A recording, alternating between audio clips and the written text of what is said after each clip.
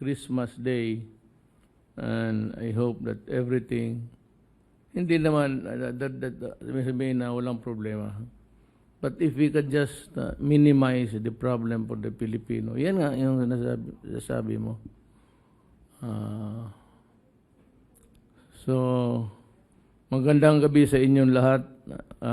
Christmas time is about few days from now. Sundin lang natin yung culture.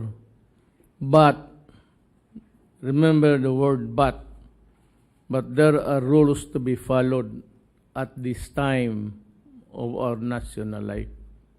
It is not every day, but it's nobody's fault, actually, that there is a virus, a microbe, that invented itself.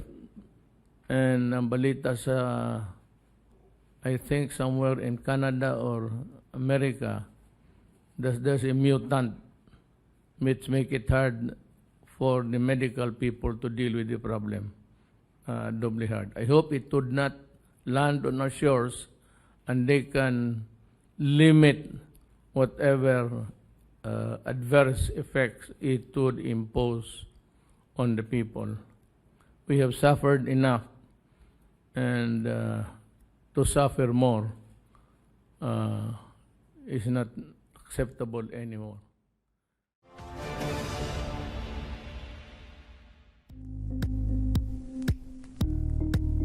Thank you for watching Politico TV. Please like and subscribe to our channel for more videos.